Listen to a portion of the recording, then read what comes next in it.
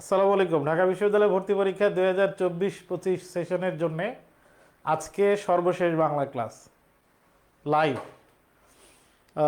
আমাদের পেইড ব্যাচের স্টুডেন্টের সাথে হয়তো দেখা হবে জুমে, কিন্তু সরাসরি এই সেশনের মানবিকের পরীক্ষার আগে সর্বশেষ ক্লাস।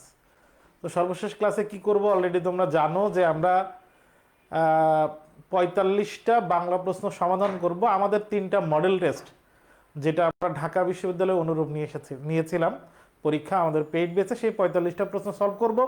45টা প্রশ্ন সলভ করব ঠিকই, কিন্তু হয়তো আমরা 450টা, একটা শূন্য দিলে হয়তো প্রায় 450টার মতো তথ্য জানবো। এখন এই সংখ্যা বলছি মানে 450টা না, কম বেশি হইতে পারে। আমরা অনেকগুলো তথ্য জানবো, একটা প্রশ্নের ব্যাখ্যা যখন আমরা করি অনেকগুলো তথ্য জানি। তো সেইভাবেই আমরা আজকে ঢাবি অনুরূপ 45টা প্রশ্ন সলভ করব। আশা করি তোমরা ঠিকমতো দেখতে পাচ্ছ, শুনতে পাচ্ছ, সব ঠিকঠাক আছে।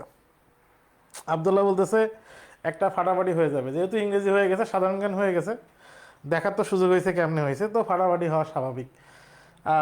তবে আমি ফাটাফাটির মধ্যে নাই, কারণ বাংলা সাধারণ জ্ঞান আর ইংরেজির সাথে আসলে ফাটাফাটি হওয়ার কিছু নাই। তো দেখি কি অবস্থা তোমাদের। প্রথম পরামর্শ এবং শেষ পরামর্শ খাতা কলম নিয়ে বসে লিখতে হবে গুরুত্বপূর্ণ তথ্য যতটুকু আছে। অনশট বাংলা 45টা প্রশ্নের প্রথম 15টা প্রশ্ন, প্রথম সেট। বক্তব্যের শুরুর কথাকে এক কথায় প্রকাশ, এক কথায় কি বলে? এইটা নেওয়া হয়েছে, দেখা মনে হচ্ছে এক কথায় প্রকাশের প্রশ্ন, কিন্তু নেওয়া হয়েছে শব্দার্থ টিকা থেকে। কেন নেওয়া হয়েছে? কারণ আমরা জানি গদ্য পদ্যের মধ্য থেকে, শব্দার্থ থেকে সমর্থক শব্দ, এক কথায় প্রকাশ, বাগধারা, ব্যাকরণের অনেক প্রশ্ন আসে দেখা যায়। তো সেরকম একটা প্রশ্ন, বক্তব্যের শুরুর কথা। কোনো একটা কথার শুরুতে আমরা যেটা বলি, সেই কথার শুরুতে, এই যে একটু আগে বললাম ক্লাসের শুরুতে, এটাকে বলে ভূমিকা। বক্তব্যের শুরুর কথাকে আমরা বলি ভূমিকা। আচ্ছা, ভূমিকাকে আমরা আরো বলি উপক্রমণিকা। উপক্রমণিকা এটাও বলি। আবার আমরা সেটাকে বলি গৌরচন্দ্রিকা। গৌরচন্দ্রিকা, যেটাকে ভূমিকা বলে সেটাকে উপক্রমণিকা বলে, সেটাকে গৌরচন্দ্রিকা বলে। তোমরা গুগল করে অথবা নিজেরা জেনে এই ভূমিকা, উপক্রমণিকা আর গৌরচন্দ্রিকার আর কোনো সমর্থক শব্দ বলতে পারবা? 4 নাম্বার দেখি পারো কিনা। ভূমিকা, উপক্রমণিকা, গৌরচন্দ্রিকা, এই 3টা শব্দের আর কোনো সমর্থক শব্দ বলতে পারবে? এখন উত্তর দিতেছে একের ঘ তাসফিয়া। কি ব্যাপার, একের ঘ কেমন হইলো? এইটার আর কোনো সমর্থক শব্দ তোমরা কইতে পারবা? দেখি পারো কিনা, আমি একটু দেখতে চাই। গৌরচন্দ্রিকা, উপক্রমণিকা, ভূমিকা, এইটার আর কোনো সমর্থক শব্দ? ভনিতা, হ্যাঁ শুরুতে ভনিতা থাকে, কিন্তু ভনিতা কাছাকাছি, একবার এক্সাক্ট সমর্থক শব্দ সাগর আসলে হয় না, কাছাকাছি।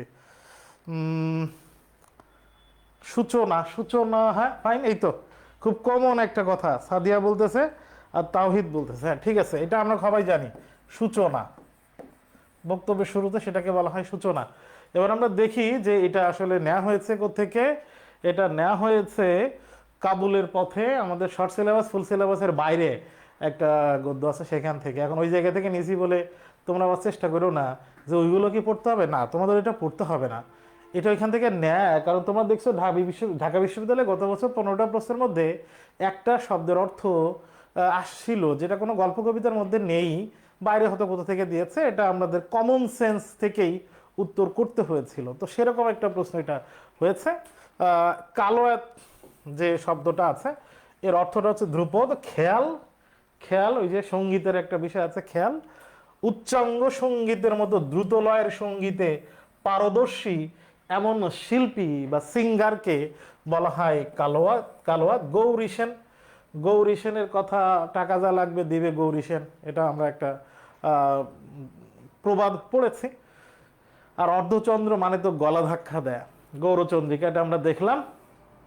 এর পরের প্রশ্ন আলাকাতের বাংলা পরিভাষা। এটা দেখো প্রশ্নটা দিয়েছি পারিভাষিক শব্দ হিসাবে, কিন্তু তোমরা জানো যে আমরা এর আগে প্রশ্ন সলভ এবং তোমাদের যে বিভিন্ন পরীক্ষা নিয়েছে সেখানে এটা তোমরা দেখতে পেয়েছো যে বিভিন্ন শব্দার্থ বা টিকায় অনেক সময় পারিভাষিক শব্দ, ইংরেজি পরিভাষা বা অন্য ভাষার শব্দ ব্যবহার করা হয়েছে, তার বাংলা পরিভাষা কি। তো সেটা শব্দার্থ বা টিকা থেকে পারিভাষিক শব্দ হিসাবে পারিভাষিক শব্দ হিসাবে প্রশ্ন হতে পারে।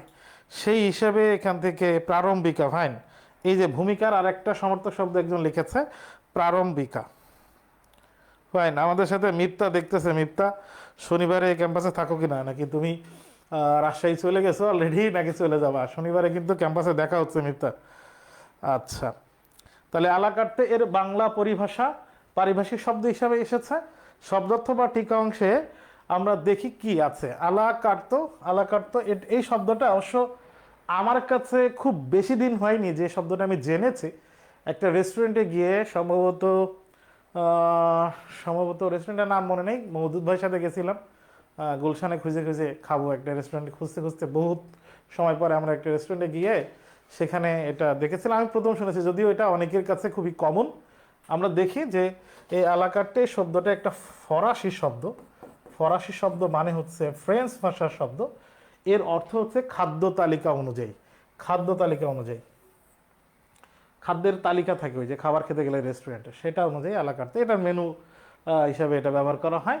গৌরচন্দ্রিকা, ভূমিকা বা প্রাক কথন, এই যে আরেকটা শব্দ আছে দেখো, প্রাক কথন। প্রাক কথন, ভূমিকা, সূচনা, প্রাক কথন, গৌরচন্দ্রিকা, সবগুলো উপক্রমণিকা, সবগুলো একই কথা। তাহলে এর বাংলা পরিভাষা খাদ্য তালিকা অনুযায়ী এটা হবে। তাহলে দুইটা তথ্য এর সাথে রিলেটেড। একটা হচ্ছে এটা ফরাসি ভাষা শব্দ, আর এটার অর্থ কি। আচ্ছা, ও এর ক্ষেত্রে কোনটা সঠিক? তোমরা বিগত আমাদের ব্যাকরণের ক্লাস যদি করে থাকো তাহলে তোমরা দেখবা যে সংবৃত, বিবৃত, উচ্চ মধ্য, নিম্ন মধ্য জীবের অবস্থান কি, এই যে একটা ছক আছে, এই ছক থেকে আমরা অনেকবার প্রশ্ন করেছি বিভিন্ন পরীক্ষায় এবং বিভিন্ন লাইভ ক্লাসে। বাংলা ব্যাকরণে ধ্বনি ও বর্ণ থেকে এত কঠিন শব্দ আসতে পারে, কঠিন শব্দ আসবে কি আসবে না এটা তো আমি বলতে পারি না, তবে সেই হিসাবে প্রশ্ন করেছি। এখন প্রশ্ন হইল ও এর ক্ষেত্রে কোনটা সঠিক। ওই যে ছকটা আছে, তোমাদের বারবার বলে ছকটা মুখস্থ করতে হবে। আশা করা যে ছক থেকে একটা প্রশ্ন হবে। ও এর ক্ষেত্রে আমরা প্রথমে দেখব যে ও এর অবস্থানটা কোথায়। আমরা এখানে দেখতে পাচ্ছি ও এর অবস্থান, ফাইন। এখন ও এর সময় জীবের অবস্থান কি থাকে? জীব কি সামনে থাকে, মাঝখানে থাকে, নাকি পিছনে থাকে? এখানে লেখা আছে পশ্চাতে। তাইলে এখানে সব জায়গায় পশ্চাতে আছে, তাহলে এটা সব জায়গায় কমন আছে, এই জায়গায় কোনো ভেজাল আমরা পাচ্ছি না। আচ্ছা, জীবের উচ্চতা অনুযায়ী ও এর অবস্থানটা কোথায়? দেখো, উচ্চ না, এই জায়গায় তো না, উচ্চ মধ্যের মধ্যে আছে। তাইলে এখানে আমরা নিম্ন মধ্য, এটা বাদ, এটা নিম্ন মধ্য বাদ, উচ্চ মধ্য দুইটা আছে, তাহলে দুটা পাইলাম। তাহলে উচ্চ মধ্য আর পশ্চাৎ এটা কমন পাইলাম। এরপরে এখানে আমরা দেখছি ও এর হচ্ছে অর্ধ সংবৃত। অর্ধ সংবৃত মানেই তো সংবৃত, অর্ধ সংবৃত মানে অর্ধেক সংবৃত, এর মানেই তো সংবৃত। যেহেতু এখানে সংবৃত আর বিবৃতই আছে, অর্ধ সংবৃত অপশনে নাই, তাইলে আমার অর্ধেক জায়গায় যাওয়া লাগতেছে না, শুধু সংবৃত হিসাবটা করব। তার মানে এই যে এখানে বিবৃত আছে এটা বাদ, এখানে বিবৃত আছে এটা বাদ, তাহলে এই দুইটা বাদ হয়ে গেল। তাহলে তিনটা বাদ হয়ে গেল, থাকলো কি উচ্চ মধ্য পশ্চাৎ সংবৃত স্বরধ্বনি। এই প্রশ্নটা এই ছক থেকে আসা সব থেকে কঠিন ক্যাটাগরির প্রশ্ন। বিগত বছরের প্রশ্ন ঘাটলে দেখবা তুমি, ঢাবিতে আসে নাই কিন্তু অন্যান্য বিশ্ববিদ্যালয়ে এইরকম কঠিন ক্যাটাগরির কোশ্চেন ছিল। ঢাবিতে এত কঠিন ক্যাটাগরির কোশ্চেন হবে না, যদিও গত বছর ছিল অধ্যাপকের। তাহলে সংবৃত, বিবৃত, জীবের অবস্থান কোথায়? আর সব থেকে ইম্পর্টেন্ট হচ্ছে জীবের অবস্থান একবারে মাঝখানে থাকে, নিম্নে। বিবৃত আবার জীবের অবস্থান, জীব একবার নিচেতে থাকে আবার মাঝখানে থাকে। এই তথ্যটা আমরা জানবো এবং এটা মুখস্থ করবো। সবচেয়ে বড় কথা, এই ছক আমাদের মুখস্থ করে যাইতে হবে। আচ্ছা, বাংলা ও জিকে ডিপার্টমেন্ট হলো দুর্ভিক্ষের কারণ, ইংরেজি ডিপার্টমেন্ট হলো তার ফলাফল। ঠিক আছে, এখন আর কিছু কব না, ফাটাফাটি। এখন তো দেখানোর কিছু নাই, একদিন আছে পরীক্ষা মাত্র, তো ছেড়ে দিলাম, ইংলিশ ডিপার্টমেন্টে ছেড়ে দিলাম। ইংলিশ ডিপার্টমেন্টে তো ছেড়ে দিয়ে মহা বিপদে পড়তেছি। বিপ্লব তো হাতছাড়াই করে দিতেছ মিয়া তোমরা, তোমাদের ইংলিশ ডিপার্টমেন্ট ছেড়ে দিয়ে ধরতেছি, আচ্ছা মতো ধরতেছি, শনিবারটা যাক। কিন্তু ভাগ্য আমার ভালো, কোন রচনা উক্তি, ভাগ্য আমার ভালো, কোন রচনা উক্তি, এটা সবার পাওয়ার কথা। যদি সম্ভবত আমাদের পেইড ব্যাচে ওয়েবসাইটে যারা পরীক্ষা দিয়েছ, সম্ভবত এই প্রশ্নের উত্তরটা ভুল ছিল, আমি এক্সাক্ট বলতে পারছি না, সম্ভবত লাল সালু দেয়া ছিল, উত্তর লাল সালু হবে না, ভাগ্য আমার ভালো ছিল। ওই যে কখন ভাগ্য ভালো ছিল এটা অপরিচিত থেকে না, আমরা একটু দেখি ঠিক কোন জায়গায় আছে এটা। গল্পের একবারে শেষে ভাগ্য আমার ভালো ছিল এই বাক্যটা আছে। তাই বৎসরের পর বৎসর যায়, আমি এইখানে আছি, ওই যে ঠিক যে জায়গায় অপরিচিতা কল্যাণী আছে ঠিক ওই জায়গায় ও চাকরি করে যাচ্ছে, দেখা হয় সেই কণ্ঠ শুনি, যখন সুবিধা পাই কিছু তার কাজ করে দিই। সরকারি চাকরি করে অনুপম, কল্যাণীকে কিছু সাহায্য সে করে। আর মন বলে এই তো জায়গা পাইয়াছে, এই যে সে পাশে থাকতে পারতেছে, তাকে কোনো কাজে সাহায্য করতে পারছে, যেহেতু তার পাওয়া হইল না। পরবর্তীতে যখন আবার চেষ্টা করেছিল বিয়ের অফার দিয়ে, কিন্তু যেহেতু কল্যাণী রাজি হয় নাই, এই কারণে এই যে ওর পাশে থাকতে পারে, কল্যাণীকে সে উপকার করতে পারে, এটার জন্যই সে বলছে যে কোনো রকম একটা সুযোগ তো পেয়েছে, ওইটাকেই বলা হচ্ছে জায়গা পাইয়াছি। ওগো অপরিচিতা, তোমার পরিচয়ের শেষ হইল না, শেষ হইবে না। ওই যে কল্যাণী যে অনুপমের কাছে অধরাই থাকলো, সেটাই হিসাব করে এখানে বলা হয়েছে তোমার পরিচয় শেষ হইল না, মানে আমি তোমাকে পেলাম না, তোমাকে অর্জন করা আমার সম্ভব হইল না, কিন্তু ভাগ্য আমার ভালো, এই তো জায়গা পাইয়াছে। এই যে ওর পাশে থাকার, তাকে হেল্প করার যে সুযোগ পেয়েছে, সেটাকে সে বলেছে বলেছে ভাগ্য আমার ভালো, জায়গা পাইয়াছি। দেখো কি মানে এতেই অসহায়ের মতো একটা কথা, বিয়ের আসর থেকে থাবলায় বের করে দিছে, এরপরে এই যে ওর পাশে থাকার হেল্প করার একটা সুযোগ পাইছে, এটাই ও বলতেছে যে আমার ভাগ্য ভালো। তাহলে এখানে অনুপমের কথা বলা হয়েছে। 5 নম্বর প্রশ্ন আমি যাই। নেড়া কোথায় যাওয়ার প্রস্তাব প্রত্যাখ্যান করবে না বলে গল্পে উল্লেখ আছে। এই প্রশ্নটা আমার কাছে মনে হচ্ছে খুবই ইম্পর্টেন্ট একটা প্রশ্ন। তোমরা কে কে এই প্রশ্ন পরীক্ষা যখন দিয়েছিলে এক্সাক্ট ধরতে পারছিলা? কে কে একটু হাত ওঠাও তো দেখি। এই যে আমার সামনে সাকিব ভাই বসেছে, সাকিব ভাই যে কথা কইছে, এখানে একজন কমেন্ট করছে আদনান ইবনে নূর।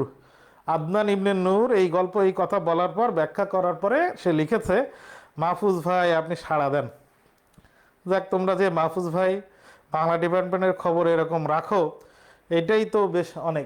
এতক্ষণ বলো, এই যে বাকি এতক্ষণ যে চাপা মারলো, কোনোদিন ক্লাসের কমেন্টে এসে ইংলিশ ডিপার্টমেন্টের ক্লাস হইতেছে, ইংলিশ ডিপার্টমেন্টের আর একজনের মেনশন করে কথা কেউ কইছে মনে করছে?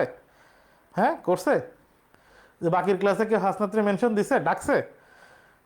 আমার ক্লাসে তো ঠিকই ডাকে, সাধারণ জ্ঞান ক্লাসে তো ঠিকই আমি জানি না, সাধারণ জ্ঞানের বিষয়ে জানি না, বলা যাবে না কিছু। ফাইন, দেখি। আমার প্রশ্ন ছিল যে এই প্রশ্নটা যখন তোমরা করতে গেছিলা ওয়েবসাইটে, পরীক্ষা যখন দিয়েছো, সরাসরি এটা যে উত্তর নরকে, এটা তোমার কমন পড়ছিল কিনা, তোমরা ধরতে পারছিলা কিনা? একজন লিখেছে জি স্যার, আশরাফুল ইসলাম লিখেছে জি স্যার। আমি আর কারো উত্তর দেখছি না যে না এটা আমরা সহজে ধরতে পেরেছি। যদি সহজে ধরতে পেরে থাকো তাহলে তোমার প্রস্তুতি খুবই ভালো, আলহামদুলিল্লাহ। আমরা দেখব এখন ঠিক কোন জায়গায় এই নরকের কথা বলা হয়েছে। আমরা জানি বিলাসী সে আত্মহত্যা করে এবং বলছে বিষ তো বাড়িতে থাকে, সে আত্মহত্যা করছে, এবং বিলাসী আত্মহত্যা করছে ভালোবাসার টানে, প্রেমের কারণে। কিন্তু সমাজ বা তৎকালীন সমাজ তো ভাবছিল যে এই মহিলা তো নরকেই গেছে, এটা তো ফিক্সড মনেই করেছিল তখনকার সমাজ। তো সেই জায়গায় হিসাব করে সেই জায়গায় নেওয়ার কথা। একদিন গিয়া শুনিলাম ঘরে তো আর বিষের অভাব ছিল না, বিলাসে আত্মহত্যা করিয়া মরিয়াছে। এবং শাস্ত্র মতে তখনকার শাস্ত্রকার তো ছিল সমাজ, সেই সমাজ মানে তাদের সামাজিক নিয়ম অনুযায়ী সে নিশ্চয়ই নরকে গিয়েছে, মানে বিলাসের মৃত্যু আত্মহত্যা করছে। এটাকে একটু পরিহাস করে বলা যে এই যে মৃত্যুর কারণ যা ঘটলো যা হইল, আমরা যদি দায়ী করি কাউকে তাহলে অবশ্যই সমাজকে দায়ী করতে হবে। তাই একটু পরিহাস করে সমাজের এই নিয়ম নীতি শাস্ত্রকে ব্যঙ্গ করে বলা হচ্ছে শাস্ত্র মতে সে নিশ্চয়ই নরকে গিয়েছে, কিন্তু যেখানেই যাক আবার নিজের যখন যাইবার সময় আসিবে তখন ওইরূপ কোনো না কোনো একটা নরকে যাওয়ার প্রস্তাবে পিছাইয়া দাঁড়াবে না। এর ভিতরে এইখানকার জায়গায় এইখানে ন্যাড়ার অনুশোচনা বোধ প্রকাশিত হয়েছে, ন্যাড়ার অনুশোচনা। এখন কিসের অনুশোচনা? দেখো, মৃত্যুঞ্জয় ছোটবেলায় তার মিষ্টি খাওয়াইছে, বন্ধু হিসেবে অনেক সাহায্য সে করছে, কিন্তু মৃত্যুঞ্জয় অসুস্থ হয়েছে, অনেকদিন পড়ে আছে, সে ঠিক মতো যায় নাই, বিলাসী প্রায় সেবা করে সুস্থ করে তুলছে, তখন দেখতে গেছে। এরপরে মৃত্যুঞ্জয় কিন্তু বরাবরই ন্যাড়ার এই নেগেটিভ সাইডটা দেখে নাই। ন্যাড়া যে ওই যে বিলাসীকে টেনে হিসেবে নিয়ে আসছে, গ্রামের যে কয়েকজন তার সাথে ছিল, এবং ন্যাড়া যে শাস্ত্রের বা সমাজের ওই রক্ষণশীল কুসংস্কার আইন কানুনের পক্ষে ছিল, এইগুলো তো তার কাছে গল্প যেভাবে লিখেছে তার কাছে মনে হয়েছে এটা অন্যায়, এটা খুবই খারাপ কাজ। তো এত বড় অন্যায় কাজ করলো, তাহলে তো স্বর্গ বা বেহেস্তে যাওয়ার সুযোগ তার নাই। এই জন্য ন্যাড়া নিজেও মনে করছিল যে আসলে তাকে নরকেই যাইতে হবে। তাই বলছে এই ওইরূপ কোনো না কোনো একটা নরকে যাওয়ার প্রস্তাবে পিছাইয়া দাঁড়াইব না, এই মাত্র বলিতে পারে। মানে নেরা নিশ্চিত করে কষ্টে দুঃখে অনুশোচনা করে কইতেছে যে আমার কপালেও ওই নরকেই আছে, যে নরকে বিলাসে গেছে আত্মহত্যা করে। কোন ধরনের মানুষের পক্ষে সুন্দর নিরাপদ পৃথিবী নির্মাণ করা সম্ভব? ভালোবাসাপূর্ণ মানুষের পক্ষে সুন্দর নিরাপদ পৃথিবী নির্মাণ করা সম্ভব। এটা আছে কোথায়? এটা আছে প্রতিদান কবিতার মূল ভাব। প্রতিদান কবিতার মূল ভাবে এটা আছে, ভালোবাসাপূর্ণ মানুষের পক্ষে করা সম্ভব। দেখ, তোমরা কমেন্টের মধ্যে নিজেরা কথাবার্তা নিজেদের কমেন্ট নেড়াকে শুধু মায়ের উপর তাল গাছ। মাহফুজ, তোর জন্য কই মায়ের উপর তাল গাছ, কলা গাছ, কত রকম গাছ যে হবে, আমি ক্লাস শেষে তোরে ফোন দেব। কেন তোর তাল গাছ কলা গাছ হবে তুই জানিস, ক্লাসের পরে তোর সাথে কথা হচ্ছে। দেখি নিজেরা কমেন্টের উত্তর নিয়ে ব্যস্ত না হয়। হ্যাঁ, সমাজের নিয়ম পাল্টাতে গেলে বাধার সম্মুখীন হতে হয়, সমাজ রক্ষকদের আক্রমণের শিকার হতে হয়। সমাজের নিয়ম পাল্টাতে গেলে বাধার সম্মুখীন হতে হয়। এখানে কমা আছে, আমরা জানি বাক্যের মাঝখানে কমা আছে, সেখানে ব্রেক করলাম, থেমে গেলাম। বাক্যটা যদি পূর্ণ বাক্য হয়, স্বাধীন বাক্য হয়, তাহলে সেটা একটা সরল বাক্য। ফাইন, তাহলে এখানে সমাজের নিয়ম পাল্টাতে গেলে বাধার সম্মুখীন হতে হয়, এই কমার ওখানে ব্রেক করলে আমি অর্থ বুঝতে পারছি, বাক্য শেষ হয়েছে, তাইলে এটা ওই অংশটুকু একটা সরল বাক্য। আবার সমাজ রক্ষকদের আক্রমণের শিকার হতে হয়, বাক্যের এই অংশটা একটা পূর্ণাঙ্গ অর্থবোধক বাক্য, তার মানে এটাও একটা সরল বাক্য। দুইটা সরল বাক্য বা একাধিক সরল বাক্য কমা দিয়ে যদি সংযুক্ত থাকে, একাধিক সরল বাক্য কমা দিয়ে যদি সংযুক্ত থাকে, তাহলে সেই বাক্যটাকে আমরা বলবো যৌগিক বাক্য। তোমরা একটা জিনিস মাথায় খেয়াল করবা, অপশনে জটিল মিশ্র দুইটা আছে, এই দুইটা তো হইতেছে না। আর সরল বাক্য দুইটা অংশ আছে, তাহলে তো সরল বাক্যই হচ্ছে না। তাহলে এটা যৌগিক বাক্য, এটা তো বুঝতে পারছি। গুড, সবাই লিখতেছে এটা যৌগিক বাক্য। ফাইন। সোনার তরী কবিতায় চিরায়ত শিল্প লোকের প্রতীক কি? সোনার তরী কবিতার এই যে প্রতীক, একটা শব্দ এবং তার অন্তরালে আর একটা অর্থ, এই যে প্রতীকগুলো ব্যবহার করা হয়েছে রূপকাশ্রয়ী কবিতা। রূপক কবিতায় একটা শব্দের অন্তরালে ভিন্ন আর একটা অর্থ, দুইটাকে সমান্তরালে এগিয়ে নিয়ে যাওয়ার ক্ষেত্রে কবি একটা শব্দ তার অর্থ এরকম যতগুলো শব্দ বা সিম্বল বা প্রতীক ব্যবহার করে, সাহিত্যের ভাষায় অলঙ্কারের ভাষায় ওইটাকে প্রতীক বলে। আমরা জানি সোনার তরী কবিতা ঠিক সেরকম একটা শব্দ বলেছে, কিন্তু আসলে ওইটা ওই অর্থ না, ভিতরে আর একটা অর্থ আছে। এরকম ছোট ছোট অনেকগুলো প্রতীক ব্যবহার করা হয়েছে। সেই প্রতীকগুলোর মধ্যে আমরা এখানে বলেছে চিরায়ত শিল্পালোক, মানে চিরকালের জন্যে। আমরা জানি সাহিত্যিক কবি তার অনেক সাহিত্যকর্ম সৃষ্টিকর্ম রেখে যাচ্ছে, কিন্তু সে জীবনে এসে তিনি দুঃখ কষ্ট পাচ্ছেন, উনি অনুধাবন করছেন যে আমার এই সাহিত্যের স্থান, আমার ভালো ভালো যে সাহিত্যকর্ম আছে, এই সাহিত্যকর্ম চিরদিনের জন্যে চিরায়ত শিল্পালোক, যেটা শিল্প সৃষ্টি, যেখানে শিল্পের আধার, সেই জায়গায় এটা মানে চিরদিনের জন্যে বলবৎ থাকবে কিনা, মানুষ মনে রাখবে কিনা এই সাহিত্যকর্ম চিরায়ত শিল্পলেখ। এখন চিরায়ত শিল্পালোক এইটা ব্যবহার করেছে কোথায়? আমরা জানি মাঝি নৌকা চালাইতেছে, মাঝি এসে চলে যাইতেছে, তার দিকে তাকাচ্ছে না, মাঝি চিরকালের জন্য চলে যাচ্ছে, তাকে নিয়ে যাচ্ছে না। তাহলে মাঝি যেখানে যাচ্ছে ওইখানেই তো তাকে অনুরোধ করেছে নিয়ে যাওয়ার, তাহলে ওই জায়গাটা তো চিরায়ত শিল্পালোক। কি বলেছে দেখি? ভরা পালে চলে যাই, কোনো দিকে নাই চাই, ঢেউগুলো নিরপায় ভাঙে ধর। এখানকার ঘটনা, কৃষক একা একা বসে আছে, দেখে যেন মনে হয় চিনি হওয়ারে মাঝিকে, ওগো তুমি কোথাও যাও কোন বিদেশে, বিদেশে, কোন বিদেশে যাইতেছে, কোন বিদেশে যাও তুমি, এই কোন বিদেশ, ওই বিদেশটাই তো চিরায়ত শিল্পালোক। বারেক ভিড়াও তরি কুলেতে এসে, কুলে এসে তুমি আমারে নিয়ে যাও, না হলে আমার সৃষ্টিকর্ম নিয়ে যাও, আমি জানি সৃষ্টিকর্মের স্থান হবে, তাহলে বিদেশে নিয়ে যাও, চিরায়ত শিল্পালোক। আমরা আরো জানি, আমরা বারবার এই প্রশ্নের উত্তর দেখেছি, মাঝি, মাঝি কিসের প্রতীক? কালের মহাজন। আর সোনার তরী কিসের প্রতীক? মহাকালের প্রতীক। সোনার তরী মহাকালের প্রতীক, মাঝি কালের মহাজন, আর চিরায়ত শিল্পালোক বিদেশ। তোমরা বিগত বছরের প্রশ্ন ঘাটলে দেখবা হ্যাঁ গুড। বিদেশে বিগত বছরের প্রশ্ন কাটলে তোমরা দেখবা যে এরকম প্রশ্ন সনাতনী কবিতা থেকে অনেকবার হয়েছে, হওয়ার মতো, এবং ঢাবিতেও আমার কাছে মনে হয়েছে এখান থেকে একটা প্রশ্ন হইতে পারে। নাহিদ হাসান, তুমি বেশি চাপাবাজি মারতেছো, বেশি কথা বলতেছো। নাহিদ হাসান, কথাবার্তা বন্ধ করে ক্লাসের দিকে থাকো, পরীক্ষা ক্লাস কি হইতেছে দেখো, বিদায় আসে চলে যেও না আবার। যে আগুন জ্বলে উঠছিল অন্তরে তা মুহূর্তে নির্বাপিত হয়। এই বিদায় আসে ডায়লগটা আমি আসলে প্রথম শুনছি আমার পিচ্ছি মারোয়ার কাছে, সে একবার বললো যে বিদায় আসে, আমি কি এটার মানে কি, পরে আমার সার্চ করে রিল দেখে এটা বুঝতে হয়েছে যে বিদায় আসে জিনিসটা কি। আচ্ছা ফাইন। যে আগুন জ্বলে উঠেছিল অন্তরে তা মুহূর্তে নির্বাপিত হয়। এখানে নির্বাপিত শব্দটি কোন পদ? নির্বাপিত হয় মানে নিভে যায়, তা নিভে গেছে এমন, তার মানে নিভে গেছে। নির্বাপিত হয় তার মানে এই ধরনের, লিখিত হয় তার মানে রিটেন, নির্ধারিত হয় তার মানে সিলেক্টেড, প্রেসক্রাইবড, সিলেক্টেড, প্রেসক্রাইবড, নির্বাপিত হয়েছে অবস্থা, তাইলে বিশেষণ হয়। তা মুহূর্তে নির্বাপিত হয়, তাহলে আগুনের অবস্থা বুঝিয়েছে, নিভে গেছে এমন অবস্থা, তাহলে এটা কোন পদ? এটা বিশেষণ পদ। এটা কোথা থেকে নেওয়া হয়েছে? এটা লাল সালু উপন্যাস থেকে নেওয়া হয়েছে। লাল সালু উপন্যাসের এই জায়গা থেকে তোমরা প্রশ্ন পেয়েছো, প্রশ্ন আছে সামনে।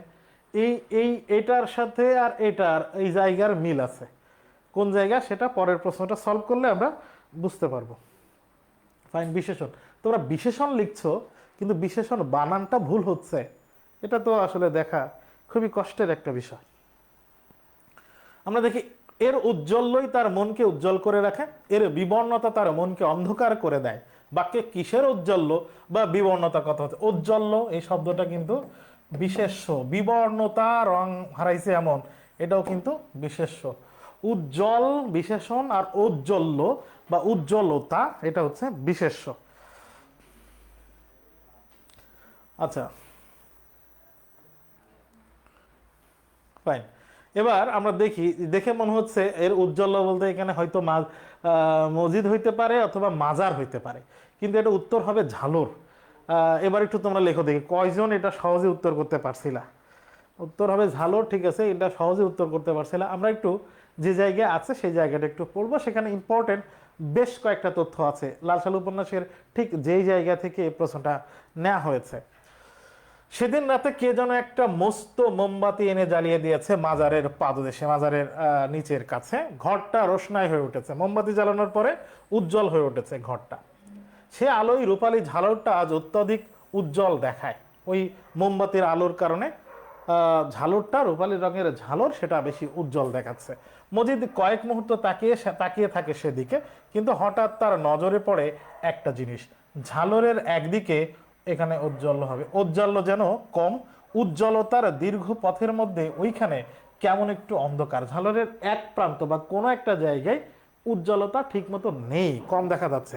কাছে গিয়ে হাতে তুলে দেখে ঝালরটার রূপালী ঔজ্জ্বল্য সেখানে বিবর্ণ হয়ে গেছে। ঠিক ওই জায়গায়, ঝালরের ঠিক ওই জায়গায় রূপালী উজ্জ্বল্যটা বিবর্ণ হয়ে গেছে, সুতাগুলো খসে গেছে। এই যে কথাটা, এই কথাটা কিন্তু মজিদের আশু আশু বিবর্ণতা, মজিদের সামনে যে ভবিষ্যৎ খারাপ, মজিদের কপালে যে দুর্গতি আছে, পুরা উপন্যাস জুড়ে বিভিন্ন ঘটনা, বিভিন্ন কাহিনী, মজিদের যে কোনো সময় হাওয়া শেষ হয়ে যাইতে পারে, যে কোনো সময় তার অস্তিত্বের সংকট শুরু হয়ে যেতে পারে, যে কোনো সময় তার অস্তিত্ব বিলীন হয়ে যেতে পারে। কারণ মেকি বা দুই নম্বরই বা কৃত্রিম বানানো যে শক্তি, মাজার, কৃত্রিম একটা মাজার, তার উপরে কুসংস্কারচ্ছন্ন সমাজকে সে যে একটা ভুয়া দুর্বল ঘটনার মাধ্যমে সে যে ইনকাম করছে, সমাজে প্রতিপত্তি লাভ করেছে, যে কোনো সময় তার প্রতিপত্তি দুর্বল হয়ে যাইতে পারে। এই জন্য উপন্যাসের বিভিন্ন জায়গায় দেখবে এরকম ছোটোখাটো ঘটনা এবং ওটার অনুষঙ্গে বিভিন্ন প্রাকৃতিক বর্ণনা দিয়েছে। এই যে ঝালর, তার এক পাশে সুতা খসে যাচ্ছে, এটাও কিন্তু মজিদের ভবিষ্যৎ, মজিদের যে ভবিষ্যৎ বিলীন হয়ে যাইতে পারে, মজিদের যে সংকটময় অবস্থা সম্মুখীন সে হতে পারে, সেটার একটা প্রমাণ। দেখে মুহূর্তে মজিদের মন অন্ধকার হয়ে আসে, ওই যে তার অবস্থান শেষ, তার তো সে ধরা খেয়ে গেল হয়তো। তার ভুরু কুঁচকে যায়, ঝালরের বিবর্ণ অংশটা হাতে নিয়ে স্তব্ধ হয়ে থাকে। ঝালরের বিবর্ণ অংশ খসে গেছে ওখানে সুতা, সেই জায়গায় ধরে সে স্তব্ধ হয়ে থাকে, থেমে থাকে। তার জীবনে শৌখিনতা কিছু যদি থাকে তবে তা এই কয়েক গজ রূপালী চাকচিক্য। তাহলে মনে রাখবা, মজিদের জীবনে শৌখিন্যতা বা শৌখিন্য যদি থেকে থাকে তাহলে সেটা কি, সেটা এই ঝালর। কয়েক গজ রূপালী চাকচিক্য, এই চকচকে এই ঝালর। এর উজ্জ্বল্যই তার মনকে উজ্জ্বল করে রাখে, এর বিবর্ণতা তার মনকে অন্ধকার করে দেয়। এই যে আগের প্রশ্ন, এই যে এর উজ্জ্বলই তার মনকে উজ্জ্বল করে রাখে, এর বিবর্ণতাই তার মনকে অন্ধকার করে দেয়। তাহলে কার রং বা কার চকচকে উজ্জ্বলতা মজিদের মনকে আলোকিত করে, আবার ওর উজ্জ্বলতা কম দেখলে তার মন অন্ধকারে ভরে যায়? কার? সেই ঝালরের। তাহলে এই অংশটা কিন্তু খুবই গুরুত্বপূর্ণ লাল সালু উপন্যাসের। এখান থেকে আমরা দেখলাম যে এটার উত্তর হচ্ছে ঝালর। আশা করি লাল সালু উপন্যাসের একটা খুব গুরুত্বপূর্ণ তথ্য তোমরা জেনেছ।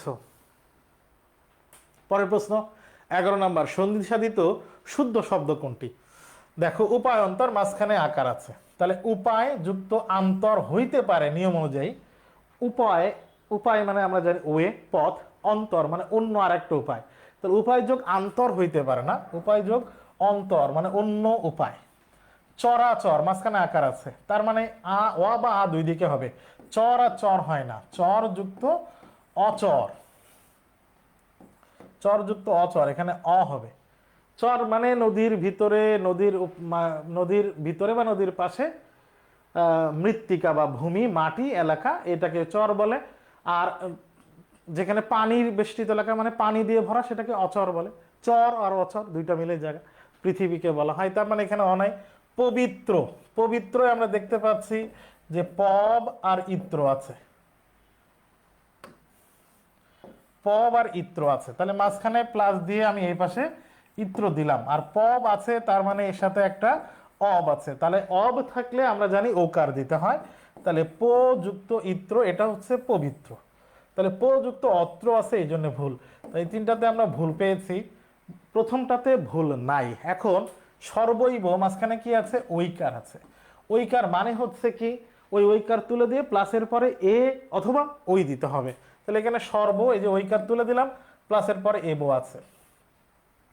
সর্বৈব মানে আগাগোড়া, সম্পূর্ণ, পুরাটা।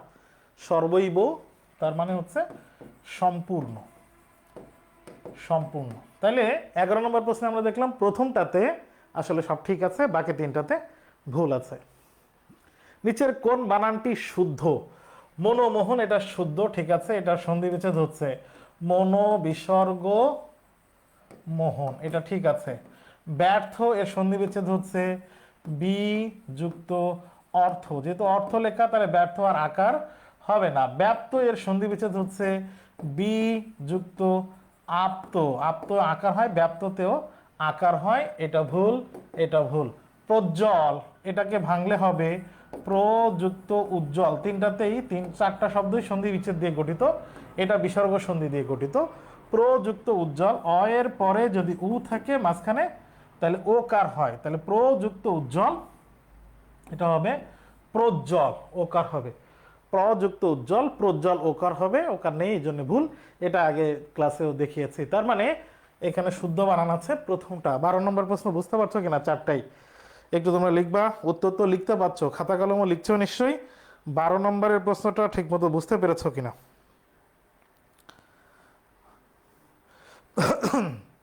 আখি ইসলাম, এসব লেখার দরকার নেই। 12 নম্বর প্রশ্নটা তোমরা ক্লিয়ার? চারটা শব্দ, তার ব্যুৎপত্তি, বিশ্লেষণ ঠিকমতো বুঝতে পেরেছো কিনা? আমি হয়তো শুরুতে বলেছি 45টা প্রশ্ন আমরা সলভ করবো, 450টারও বেশি তথ্য জানবো, কিন্তু আমার কাছে মনে হচ্ছে আমরা 450টারও বেশি তথ্য আজকের এই 45টা প্রশ্নে জানবো। তোমরা লিখতে থাকো, আমি পরের প্রশ্নে যাই। কোন শব্দে উপসর্গটি নিকৃষ্ট, খুবই খারাপ, বাজে অর্থে ব্যবহৃত হয়েছে? উপসর্গের ক্ষেত্রে মনে রাখবা কোনটি কোন অর্থে যুক্ত হয়েছে তোমরা দুই জায়গায় পাবা, একটা হচ্ছে উপসর্গ আর একটা হচ্ছে অব্যয়ীভাব সমাসে। আবারও বলি, অব্যয়ীভাব সমাসে উপসর্গটি বা এই অব্যয়টি কোন অর্থে ব্যবহৃত হয়েছে, আর উপসর্গের মধ্যে উপসর্গটি কোন অর্থে ব্যবহৃত হয়েছে, এই দুই জায়গা খুবই গুরুত্বপূর্ণ। অর্থ বুঝতে পারলে, শব্দটির অর্থ বুঝতে পারলে উপসর্গটি কি অর্থে ব্যবহৃত হয়েছে এটা বোঝা যায় বা জানা যায়। সেই হিসাবে কোন শব্দে উপসর্গটি নিকৃষ্ট অর্থে ব্যবহৃত হয়েছে, এটার উত্তর হচ্ছে অপব্যয়। এখন আমরা বাকি তিনটা শব্দে উপসর্গ আছে সেগুলো একটু দেখি। নিষেধ শব্দে যে নি উপসর্গ আছে এটা নিবৃত্ত অর্থে ব্যবহৃত হয়েছে। আমরা যখন বলি যে তুমি বাইরে যেও না, তার মানে ওই কাজ থেকে, বাইরে যাওয়ার কাজ থেকে তাকে নিবৃত্ত করছি, আড়াল করছি, দূরে রাখছি, থামাচ্ছি, এইটাকে তো আমরা নিষেধ করি। এই নিষেধ করা নি কোন অর্থে ব্যবহৃত হয়েছে? নিবৃত্ত। এই নিটা কিন্তু সংস্কৃত উপসর্গ, এই নিটা কিন্তু সংস্কৃত উপসর্গ। আমরা জানি নি উপসর্গ খাঁটি বাংলাতেও আছে, আবার সংস্কৃতেও আছে। নিষেধ শব্দের নি সংস্কৃত উপসর্গ, নিবৃত্তির নি সংস্কৃত উপসর্গ, নিষ্কাম শব্দের নি, এখানে যেহেতু মূর্ধন্য আছে, পেট কাটা মূর্ধন্য যুক্ত শব্দ অবশ্যই সংস্কৃত শব্দ হয়। তাহলে নিষ্কাম শব্দ যেহেতু সংস্কৃত শব্দ, তাহলে এখানকার যে নি উপসর্গ এটাও সংস্কৃত উপসর্গ। নিষ্কাম মানে হচ্ছে কামের অভাব, মানে কাজের অভাব। তাহলে নিষ্কাম শব্দের নি অভাব অর্থে ব্যবহৃত হয়েছে। আশা করি তোমরা নোট করছো, লিখছো। অত্যাচার শব্দটি সন্ধি দিয়ে ভাঙলে হয় অতি যুক্ত আচার। তাহলে এখানে উপসর্গ আছে অতি। অত্যাচার শব্দের অতি কোন অর্থ দিয়েছে? আতিশয্য। আতিশয্য মানে কি? বেশি, অতিশয়, অত্যাধিক, এগুলো আতিশয্য বোঝায়। অতিকায় হস্তি মানে বিশাল আকৃতির একটা হাতি। তাহলে অতিকায় শব্দের অতি, আতিশয্য শব্দের অতি, অত্যাধিক শব্দের অতি, অত্যাচার শব্দের অতি, আতিশয্য বোঝায়, আতিশয্য বোঝায়। আতিশয্য মানে বেশি। খুব ইম্পর্টেন্ট তথ্য, এটাও কিন্তু আমাদের মনে রাখা জরুরি। মুখস্থ করে ফেললাম, আমার মনে হয় তোমরা শুনে এটা মুখস্থ হয়ে গেছে। 14 নম্বর প্রশ্ন, অনেকের সমবেত চেষ্টায় যা করা হয় এক কথায় প্রকাশ। এটা এক কথায় প্রকাশ হিসেবে প্রশ্ন হয়েছে, বিলাসী গল্পের শব্দার্থ থেকে নেয়া এই প্রশ্ন, বিলাসী গল্পের শব্দার্থ থেকে নেয়া। অনেকের সমবেত প্রচেষ্টায়, অনেকে মিলে যেটা করে সেটাকে কি বলে? সেটাকে বারোয়ারি বলে। এটা হচ্ছে উত্তর। আর একটা, এই বারোয়ারি শব্দের আর একটা শব্দ আছে সর্বজনীন। অনেকের প্রচেষ্টায় যেটা করা হয় সেটাকে বলা হয় সর্বজনীন। তাহলে সার্বজনীন মানে কি? অনেকের বা সকলের জন্য যেটা মঙ্গল, সকলের জন্য মঙ্গলজনক, সকলের জন্য কল্যাণকর বা সকলের জন্য মঙ্গলজনক, সকলের জন্য ভালো, সেটাকে বলা হয় সার্বজনীন। আর অনেকের চেষ্টায় সবাই মিলে করা হয়েছে এমন জিনিস, সেটাকে বলা হয় বারোয়ারি অথবা সর্বজনীন। তাহলে এখানকার এক কথা প্রকাশ হবে বারোয়ারি। আদ্য প্রত্যয় যুক্ত হয়েছে। আদ্য প্রত্যয় মানে হচ্ছে কোন শব্দে কোনটাতে আদ্য প্রত্যয় মানে কোনটা আদিতে যুক্ত হয়। আমরা জানি সন্ধি, এটা তো আদির বিষয় না। নির্দেশক, এটাও তো পরে যুক্ত হয় শব্দের। উপসর্গ শব্দের আগে যুক্ত হয়, আগে, তার মানে কি আদিতে যুক্ত হয়। উপসর্গ শব্দের আদিতে যুক্ত হয়। বিভক্তি, এটাও শব্দের পরে যুক্ত হয়। তার মানে আমরা এখানে উত্তর পাইলাম আদিতে বা আগে যুক্ত হয় উপসর্গ। এই জন্য বলা হয় আদ্য প্রত্যয়। মানে উপসর্গ এটা একটা ছোট্ট অংশ, প্রত্যয় কিন্তু শব্দের আদ্য বা আদি বা শুরুতে যুক্ত হয়। গুড। এখন আমরা যাবো সেট নাম্বার 2। সেট নাম্বার 2 চলে আসি ভাই। হ্যাঁ, সেট নাম্বার 2 এ যাবো। সেট নাম্বার 2 এ যাই। প্রথম প্রশ্ন, আবার প্রকৃতি যে জাল দিয়ে বেড়া, বাক্যে জাল শব্দটির অন্তর্নিহিত অর্থ কি? এই প্রকৃতি জাল দিয়ে বেড়া ছিল কার? ওই যে তোমাদের খুবই প্রিয়, খুবই পছন্দজনক চরিত্র অনুপম, যাকে শুনেই, যার নাম শুনেই তোমাদের আমাদের মাহফুজ স্যারের কথা মনে পড়ে, সেই অনুপমের প্রকৃতি জাল দিয়ে বেড়া, তার মানে কি? আচ্ছা, এইখানে অনেকগুলো বিষয় থাকে। আমরা জানি যে পুরো গল্প জুড়ে অনুপমের বেশিরভাগ ক্ষেত্রে বৈশিষ্ট্যর মধ্যে রয়েছে কি, যে সে আসলে কোনো মানুষ হিসাবে, কোনো চরিত্র হিসাবে বেড়ে উঠতে পারেনি, তার মনের প্রসারতা হয়ে উঠতে পারে নাই। সে আসলে ছিল অন্তঃসার শূন্য, তার কোনো পরিণতি হয় নাই চরিত্র হিসাবে, ব্যক্তি হিসাবে। এটা আমরা দেখেছি, কিন্তু এই জায়গাটা কাছাকাছি একটু বেশি। আচ্ছা, প্রকৃতি জাল দিয়ে বেড়ায়, জাল মানে জটিলতা না, আচ্ছা মানসিকতা না, দুইটা হইতে পারে, সংকীর্ণতা আর সীমাবদ্ধতা। সীমাবদ্ধতা আর সংকীর্ণতা, এই দুইটা হইতে পারে। এবার আমরা ঠিক যে জায়গা থেকে বাক্যটি নেওয়া হয়েছে সেই জায়গায় গেলে এটা বুঝতে পারবো যে আসলে এখানে জালটা কিভাবে সংকীর্ণতা হয়, কিভাবে সংকীর্ণতা হয় সেটা একটু আমরা দেখি। কোন জায়গায় আছে? মেয়েটির সমস্ত শরীর মন যে একেবারে প্রাণে ভরা, তার সমস্ত চলাই বলাই স্পর্শে প্রাণ ঠিকরায় ওঠে। ওই যে তার চোখের সামনে ট্রেনে উঠে গল্প করতেছে বাচ্চা কাচ্চা নিয়ে কল্যাণী, সেই সময়কার কথা। তাই মেয়েরা যখন তার মুখে গল্প শোনে তখন গল্প নয়, তাহাকে শোনে। কল্যাণী এমনভাবে গল্প করে কথা বলে, এই গল্প শুনেছে তারা অনেকবার, তারপরও গল্প শোনে না, তারা মনে হচ্ছে কল্যাণীকে শুনছে। তাহাদের হৃদয়ের উপর প্রাণের ঝর্ণা ঝরিয়া পড়ে, আর সেই উদ্ভাসিত প্রাণ আমার সেদিনকার সমস্ত সূর্যকিরণকে সজীব করিয়া তুলিল। প্রাণে প্রাণ ফিরে পেয়েছে এতদিন পরে মনে হচ্ছে অনুপম। আর সেই উদ্ভাসীরা আমার মনে হইল আমাকে যে প্রকৃতি তাহার আকাশ দিয়া বেষ্টন করিয়াছে, সেই ওই তরুণীরই অক্লান্ত অম্লান প্রাণের বিশ্বব্যাপী বিস্তার। যে প্রকৃতি তাকে আটকে রাখছে, ধরে রাখছে, বেঁধে রাখছে, এখন মনে হচ্ছে সেই প্রকৃতি, এই তরুণীর যে বিস্তারটা এখন আমি দেখছি, যে তারুণ্য, যে উচ্ছলতা আমি দেখতে পাচ্ছি, এটা যেন আমার সেই প্রকৃতিরই বিস্তার। এরপর আরো কিছু অংশ আছে, তারপর বলা হয়েছে আমার প্রকৃতি যে জাল দিয়ে বেড়া, আমি কেন বেশ সহজে হাসি মুখে মেয়েটির কাছে এই চানা এক মুঠো চাহিয়া লইতে পারিলাম না। দেখো, অনুপম নিজের সিদ্ধান্ত নিতে পারে না, মা ছাড়া কিছু বুঝেই না, মামার সিদ্ধান্তের বাইরে যেতে পারে না। এই যে অনুপমের পশ্চাদপদতা, এই যে অনুপমের সংকীর্ণতা এখানে প্রকাশিত হয়েছে। দেখো, তার প্রকৃতি জাল দিয়ে বেড়া, তার মানে তার বেড়ে ওঠা, তার চলাফেরা, তার সবকিছুই ওই সংকীর্ণতার আড়ালেই রয়ে গেছে সারা জীবন। সে সহজেই সবকিছু ছেড়ে ওই মেয়েটার সাথে কথাও বলতে পারছে না, চানামুট চেয়েও খেতেও পারছে না, পারলো না। হাত বাড়াইয়া দেয়া কেন আমার লোভ স্বীকার করিলাম না, মানে আমার যে লোভ হইতেছে খাইতে, এটা সে বলতে পারছে না। তার মানে এখানে সীমাবদ্ধতা কাছাকাছি, কিন্তু এটাকে সংকীর্ণতা হিসাবে আমরা ধরতে পারি। প্রতিদান কবিতার নিরন্তর শব্দটির নি উপসর্গটি কোন অর্থ দেয় না। নিরন্তর শব্দটির নি উপসর্গ দেয় না। এই নিরন্তর শব্দটি আসলে শব্দার্থ থেকে এখানে নেওয়া হয়েছে। আমরা শব্দার্থ পড়লে দেখব, নিরন্তর মানে এটা হচ্ছে সতত, প্রায়ই, সব সময়। সতত, প্রায়ই, সব সময়। আরো একটা বলতে পারি নিরন্তর একটার পর একটা হতেই থাকে। আমরা একটা বলতে পারি অবিরাম। অবিরাম মানে বিরামহীন, অবিরাম, অবিরাম না, সরি, এটা হবে অবিরাম। অবিরাম, এখানকার অ কিন্তু অ এর মতো উচ্চারিত হবে, কারণ বিরাম শব্দের বিপরীত অর্থ দিয়েছে। আমরা উচ্চারণের সময় পড়েছিলাম, শব্দের আগে অযুক্ত হয়ে যদি ওটার বিপরীত অর্থ দেয়, তাইলে ওখানকার অ এর উচ্চারণ অ এর মতো হয়, ও এর মতো আর হবে না। কিন্তু যদিও ই আছে তারপরেও, যেহেতু বিপরীত অর্থ দিয়েছে, কিন্তু এটার উচ্চারণ কিন্তু অভিরাম। অবিরাম, আমরা একটা শব্দ জানি না, বাংলাদেশের বা গ্রামের নয়নভিরাম সৌন্দর্য, নয়ন যুক্ত অভিরাম,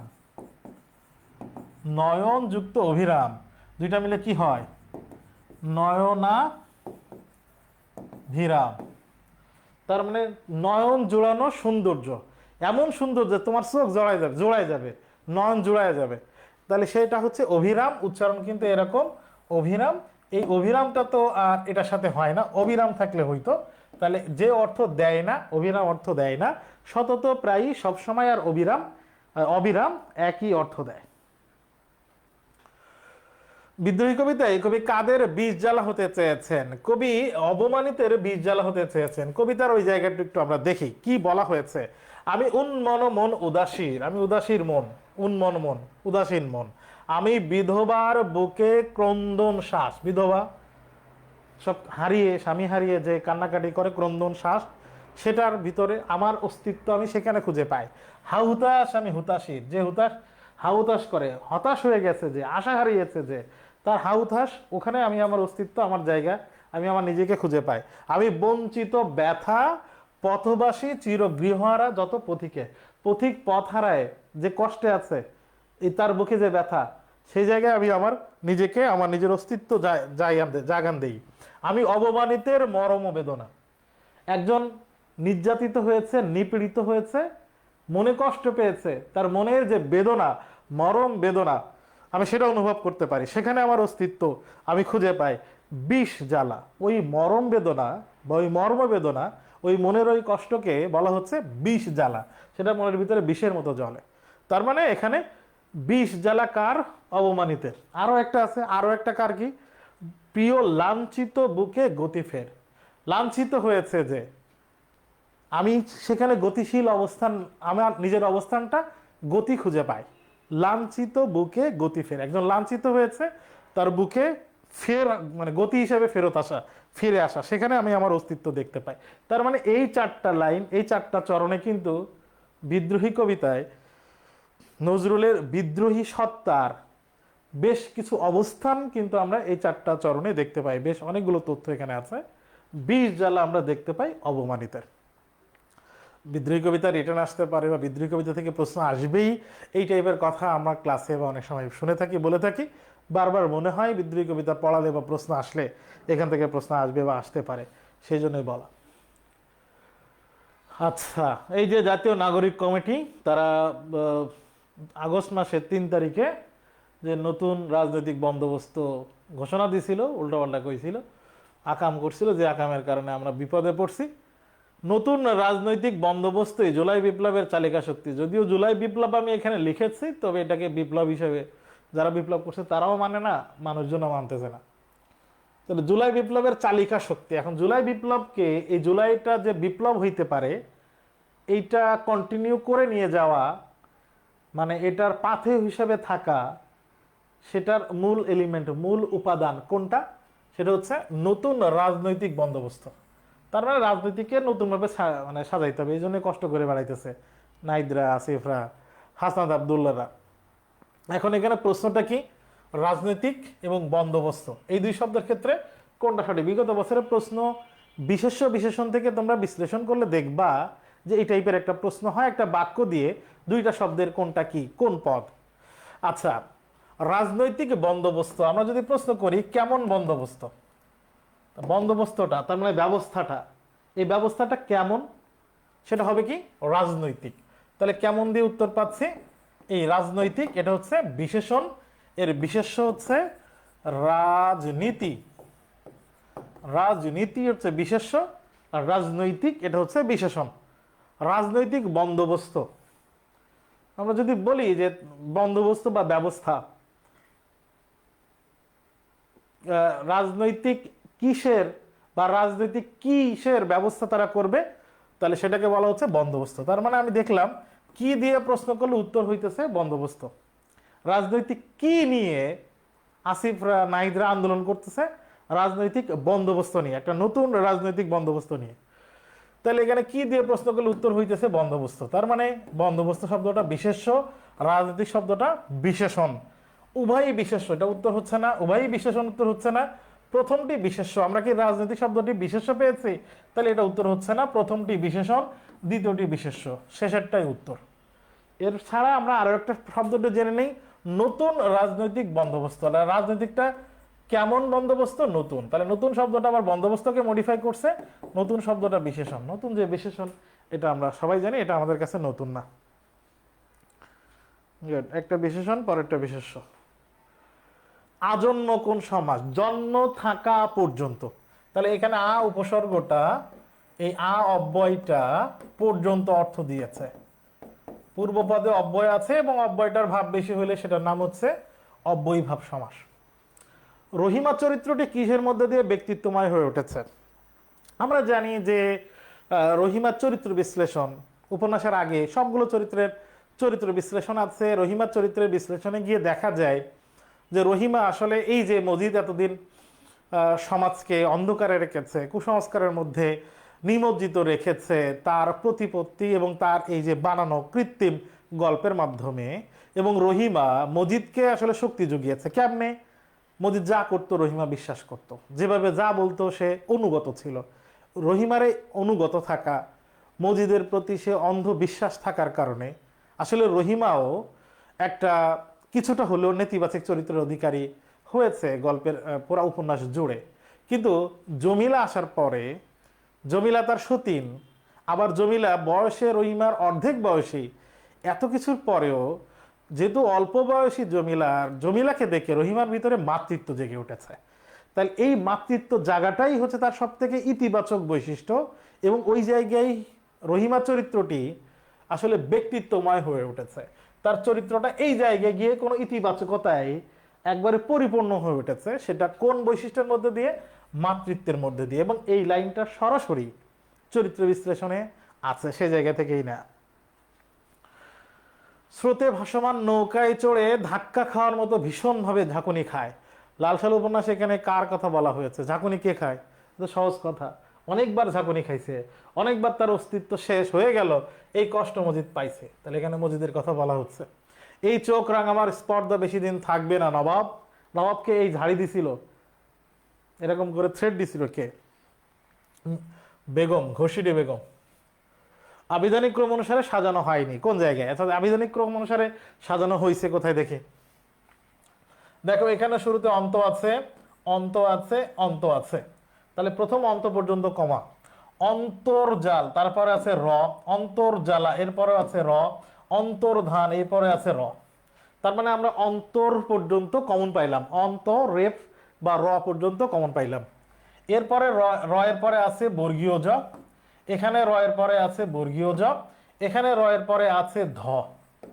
এখন বর্ণমালার ক্রম অনুযায়ী বর্গীয় জর পরেই তো ধ আসে। উত্তর হচ্ছে হ্যাঁ, বর্গীয় জর পরেই ধ আসে, তার মানে এখানে ক্রম ঠিক আছে।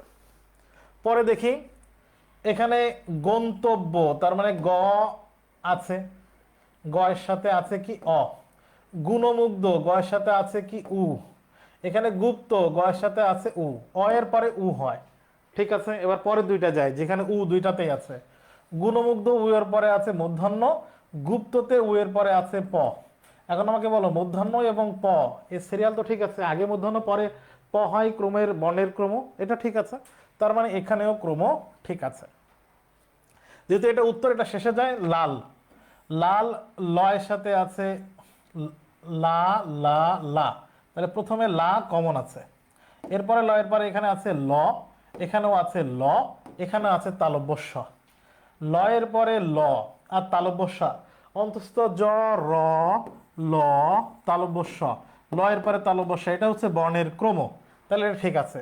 যেহেতু এখানে ল এর পরে ল আছে, এখানেও ল এর পরে ল আছে, তাহলে এই দুইটা কমন। এখানে একটু হিসাব করি, এখানে ল এর সাথে আছে অ, এখানে ল এর সাথে আছে ই, অ এর পরেই তো ই, এটাও ক্রম ঠিক আছে। তার মানে আমরা অভিধানে লাল, লালিমা এবং লাশ তিনটা শব্দ খুঁজলে আগে লাল, এরপরে লালিমা, তারপরে লাশ পাবো, ক্রম ঠিক আছে।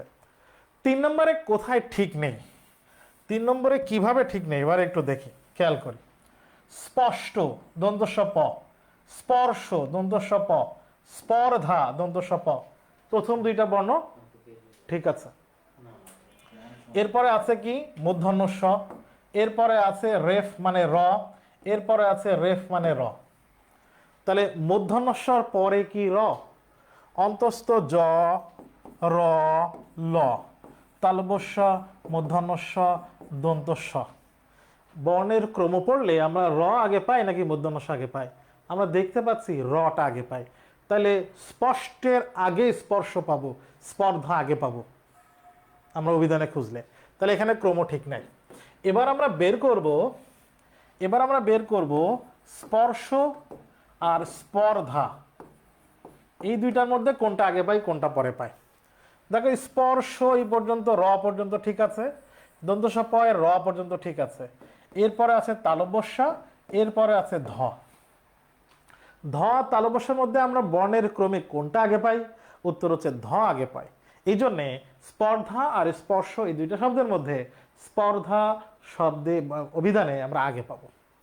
তার মানে আমরা এই প্রশ্নে দেখলাম 1 নম্বর, 2 নম্বর, 4 নম্বর সব অপশনগুলো ক্রম ঠিক আছে, 3 নম্বর অপশনের ক্রম ঠিক নাই। এই জন্য উত্তর 3 নম্বরটা। পরের প্রশ্নে যাই, 10 নম্বর। নিচের কোন বানানগুচ্ছ ঠিক আছে? দেখো মুহূর্ত বানানে মাঝখানে দীর্ঘকার, মূর্ধন্য বানান কিন্তু মূর্ধন্য বানানে কিন্তু হবে দন্তান্ন, এটাও ঠিক আছে। গমনে দন্তান্ন হবে, স্মরণে র এর পরে ন মূর্ধন্য হবে, এই জায়গায় ঠিক আছে। বাকি এখানে মূর্ধন্য হবে না, এখানে রস্যকার দেয়া আছে, এখানে মূর্ধন্য দেয়া আছে, আবার এখানে দন্তান্ন দেয়া আছে, এইখানে সব ঠিক আছে। 11 নম্বর, শুদ্ধ উচ্চারণ কোনটি? মাঝখানে পয়ের সাথে র ফলা থাকলে প এ দ্বিত্ব হয়, তাহলে অপ্রতুল, এটা ঠিক আছে। আমরা ভুলে বলি আবৃত্তি, আবৃত্তি না, এর উচ্চারণ হবে আবৃত্তি। তাহলে আবৃত্তিতে কিন্তু ব দুইটা হবে না, এটা ভুল। এটা যে যুক্ত বর্ণটা আছে, এই যুক্ত বর্ণটা আছে ম আর হ, আমরা যুক্তবর্ণ বিশ্লেষণ করলে হ যুক্ত ম লিখবো, কিন্তু উচ্চারণের সময় ম আগে হবে, কারণ বর্ণমালার ম আমরা আগে পড়ি। তাহলে ব্রাহ্ম হবে না, এটা হবে ব্রাহ্ম। এটা অজুহাত না, এটা হবে অজুহাত, অজুহাত। তাহলে এটা ঠিক আছে, বাকি তিনটা ভুল। একই সময়ে, এক কথায় কি বলে, একই সময় মানে দুইটা একসাথে হচ্ছে, এটাকে সাইমালটেনিয়াসলি, সাইমালটেনিয়াসলি একসাথে হচ্ছে, কনজুগুয়াল বলতে পারি, একসাথে হইতেছে, তাহলে সেটাকে বলে যুগপৎ। সমকালীন মানে সমসাময়িক, সমকালীন মানে হচ্ছে সমসাময়িক, আর সমকাল মানে হচ্ছে একই সময়, একই সময় মানে বা একই যুগ, একই যুগ বা একই সময়, এটা বোঝাতে হয় সমকাল। সংকীর্ণতা দূরীকরণের সজীব প্রাণের সংস্পর্শ, সংকীর্ণতা আমরা জানি লালসাল উপন্যাসে মজিদ এবং মজিদের মাধ্যমে যা কিছু তৈরি হয়েছিল মোহাম্মদনগর এবং তৎকালীন সমাজে, এটা ছিল সংকীর্ণতা, ছিল কুসংস্কার, ছিল সেই সংকীর্ণতার মধ্যে সজীব প্রাণ, মানে ঠিক যে বয়সের মানুষ সেরকম আচরণ করবে, এই প্রাণ বিচ্ছুরিত হয়েছিল। এই প্রাণ ধর্ম আমরা দেখতে পেয়েছিলাম কার চরিত্রের মাধ্যমে? আমরা দেখতে পেয়েছিলাম জমিলার চরিত্রের মাধ্যমে। এই জন্যে কোন চরিত্রের সাথে প্রাসঙ্গিক? এটা জমিলা চরিত্রের সাথে প্রাসঙ্গিক। ড্যাশ কিংবা ড্যাশ কোনো সমস্যারই সমাধান করা যায় না, এটা মানব কল্যাণ প্রবন্ধ থেকে নেওয়া হয়েছে।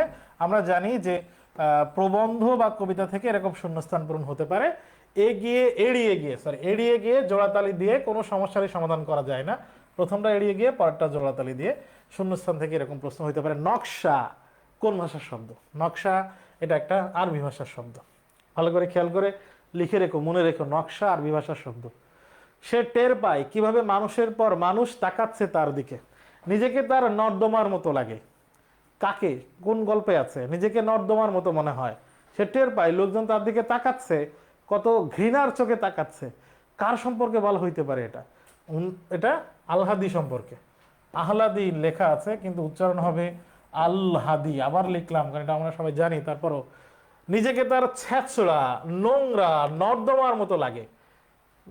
একবারে গল্পকার এভাবে বলছে, আলহাদির মনোবাসনা মানে চেহারার বর্ণনা দিতে গিয়ে তার মনের অবস্থা বোঝানোর জন্য বলতে নিজেকে ছেঁচড়া, নোংরা, নর্দমার মতো লাগে। মাসি পিসের আড়ালে থেকেও সেটা টের পায় কিভাবে মানুষের পর মানুষ তাকাচ্ছে তার দিকে, টের পায়। তাহলে কার সম্পর্কে? এটা আলাদি সম্পর্কে বলা হয়েছে। ফেব্রুয়ারি 1969 কবিতায় প্রাণ হিসেবে স্বীকৃতি দেওয়া হয়েছে, সেই সেই সেই প্রাণ আমাদেরই। তাহলে এই প্রাণ বলা হয়েছে কোনটাকে? বাংলা ভাষাকে বলা হয়েছে সেই প্রাণ। আমি দলে যাই যত বন্ধন, যত নিয়ম কানুন শৃঙ্খল, যত নিয়ম আইন এগুলো আছে আমি সব পায়ে মারিয়ে দিই, সব কিছু পায়ে দিয়ে মারাই। তার মানে এখানে কানুন শব্দের অর্থ হচ্ছে আইন, এটা শব্দ অর্থ থেকে নেওয়া হয়েছে বিদ্রোহী কবিতার। প্রতিরোধ শব্দটি কোন সমাস? প্রতিরোধ, এই যে রোধের বিপরীতে প্রতি অব্যয় আছে, তাহলে এটা কোন সমাস? অব্যয়ীভাব সমাস। আমরা বলেছি এর আগেও যে অব্যয়ীভাব সমাসে উপসর্গটি কোন অর্থে যুক্ত হয়েছে, এরকম প্রশ্ন হইতে পারে। আমরা কয়েকটা দেখে নিই। প্রতি উপসর্গের মূলত তিনটা অর্থ আছে। বাক্যে কোনো একটা শব্দে প্রতি উপসর্গ যুক্ত হইলে তিনটা অর্থে ব্যবহৃত হইতে পারে। কি কি? সদৃশ্য হইতে পারে, যেরকম প্রতিমূর্তি, মূর্তির মতো আরেকটা, মূর্তির সদৃশ্য প্রতিমূর্তি। প্রতি বিপরীত অর্থ দিতে পারে, প্রত্যুত্তর। এই প্রত্যুত্তর শব্দটি সন্ধি দিয়ে গঠিত, বিশ্লেষণ করলে হবে প্রতিযুক্ত উত্তর। তাহলে উত্তরের বিপরীতে আরেকটা উত্তর, তাহলে এখানে প্রতি বিপরীত অর্থ দিয়েছে। আবার বিরোধ অর্থ দিয়ে, যেমন প্রতিদ্বন্দ্বী, প্রতিপক্ষ, প্রতিরোধ, এগুলোতে বিরোধ অর্থ দেয়। কারণ এখান থেকে যদি একটা প্রশ্ন আসে আর যদি তোমরা না পারো, তাহলে এর মতো আমাদের মতো কষ্ট পাওয়া শিক্ষক কিন্তু আর পৃথিবীতে থাকবে না। তাহলে এই তথ্যগুলা, এই জায়গাটা আমরা একটু খুব গুরুত্ব দিয়ে মনে রাখবো। লালসাল উপন্যাসে মজিদের গৃহে কোন সত্তার বিকাশ ঘটে?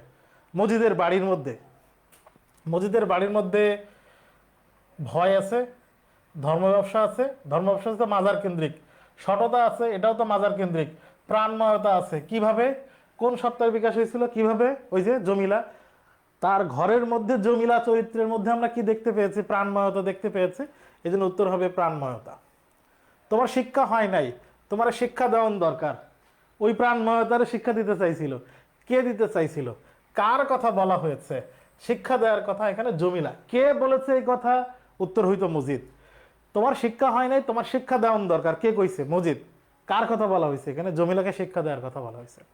শুধু অপমান নেই আমার, এই উক্তিটি কার? শুধু অপমান নেই আমার, এই উক্তিটি হচ্ছে সিরাজউদ্দৌলা। যুক্তাক্ষর, কতটি অক্ষর রয়েছে যুক্তাক্ষর শব্দটি? আমরা যদি এটাকে ভাঙি তাহলে এরকম হবে, যুগ তাক খোর, যুগ তাক খোর, তার মানে অক্ষর আছে কয়টা? 3টা। যুক্তাক্ষর শব্দটিতে অক্ষর আছে 3টা। কোন বানানটি অশুদ্ধ? দেখো, বলকল এই শব্দ থেকে আসছে বাকল। বাকল মানে কি? বাকল মানে আমরা জানি গাছের ছাল। গাছের ছালকে বলা হয় বাকল বা বলকল। শুষ্ক, শুষ্ক মানে শুকনা, এটা ঠিক আছে। ব্যাপ্ত এরকম না, ব্যাপ্ত হচ্ছে বি যুক্ত আপ্ত, আপ্ত আকার হবে। তাহলে কোন বানানটি অশুদ্ধ? এটা অশুদ্ধ, ও সরি, কোন বানানটি অশুদ্ধ? বলকল অশুদ্ধ, শুষ্ক অশুদ্ধ মানে তো ভুল। তাহলে বলকল শুদ্ধ, শুষ্ক শুদ্ধ, ব্যাপ্ত শুদ্ধ, এই ব্যাপ্তটা ভুল, উত্তর হবে এই ব্যাপ্তটা। সরি, আমার একটু উলটপালট হয়ে যাচ্ছিল। অশুদ্ধ মানে তো ভুল, শুদ্ধ না, তাহলে এখানে ব্যাপ্ত বানানটা শুদ্ধ না।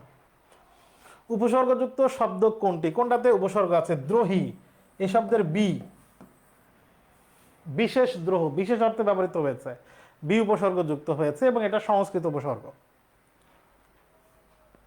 ব্যঞ্জন সন্ধি সাধিত, আমরা দুর্নিবারের সন্ধি বিচ্ছেদ করলে পাবো কি? দু বিসর্গ নিবার, তার মানে এটা আমরা দেখছি বিসর্গ সন্ধি, বিসর্গ সন্ধি। অত্যাচার্য শব্দের সন্ধি বিচ্ছেদ হচ্ছে অতি যুক্ত আশ্চর্য, অতি আশ্চর্য, আমরা অতি ই আছে পরে আছে, তার মানে এটা আমরা দেখতে পাচ্ছি এটা স্বরসন্ধি।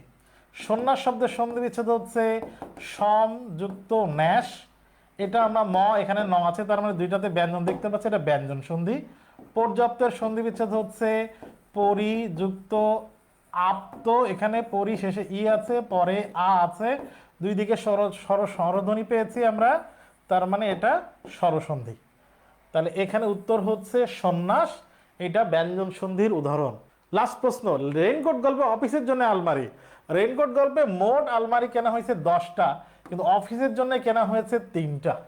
মোট 10টা আলমারি, কিন্তু অফিসের জন্য 3টা। এই ছিল তোমাদের আজকের সেকেন্ড পার্ট, আসলে যে অনশর্ট বাংলা ক্লাস 45টা প্রশ্নের। আশা করি তোমরা ধৈর্য ধরে গুরুত্বপূর্ণ তথ্যগুলো শিখেছো, নোট করেছো। তোমাদের এই প্রশ্ন বা এর আগের যতগুলো ক্লাস সবগুলোই তোমাদের শনিবারের পরীক্ষা বা আগামী যে কোনো পরীক্ষার জন্যে কোনো কল্যাণ বয়ে নিয়ে আসুক, সেই শুভকামনা জানিয়ে আজকের ক্লাস এখানে শেষ করছি। ভালো থাকো, সুস্থ থাকো। স্কুল অফ এক্সিলেন্সের সাথে আবার দেখা হবে কোনো না কোনো জায়গায়, কোনো না কোনো ক্লাসে। আসসালামু আলাইকুম।